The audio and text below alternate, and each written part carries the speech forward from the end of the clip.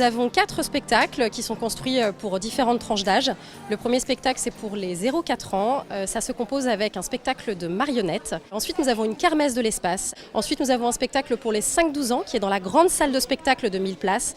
Et là, c'est un voyage dans l'espace avec le professeur Pollux et son assistant Régulus qui sont à la recherche du Père Noël qui a été kidnappé par les extraterrestres. Nous avons aussi une enquête policière pour les adolescents. Et enfin, on s'occupe aussi des parents d'ados. Nous avons une animation qui s'appelle le show des savants fous, avec tout un tas de délires scientifiques et amusants. Nous avons 60 comédiens qui sont mobilisés sur cette journée. Ce qu'on fait pour que ça soit fluide, c'est vraiment de bien diriger déjà les personnes au bon endroit. On a trouvé un super système, c'est-à-dire qu'on leur demande de venir 15 minutes avant. On les fait patienter donc pour qu'ils puissent aussi participer à un petit spectacle, ce qu'on appelle un spectacle de rue.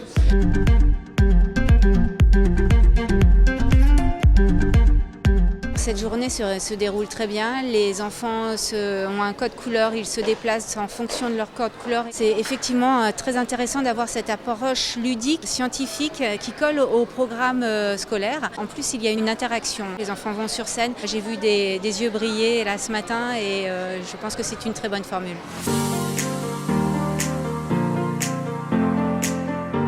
C'est une immersion dans une enquête policière et on suit tout le processus du début, c'est-à-dire de la scène de crime, en passant par le relevé d'empreintes, en passant par l'autopsie et on finit par l'interrogatoire des suspects. C'est ici qu'a été retrouvé le corps de la victime avec les différents indices. Il va falloir trouver le coupable. Les ados mémorisent les indices, ils posent des questions, ils sont dans la résolution du crime. C'est pour ça qu'on les appelle les inspecteurs stagiaires.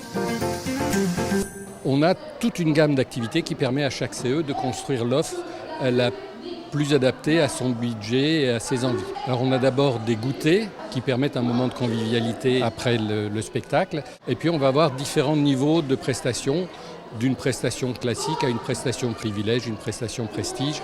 À ma connaissance, c'est le seul événement de Noël qui propose quelque chose de vraiment adapté pour les tout-petits et vraiment adapté pour les ados, qui sont deux catégories qui sont très difficiles à satisfaire. En 2024, l'événement aura lieu au même endroit, sous la même forme. Ça sera le 7-8 décembre et 14-15 décembre 2024.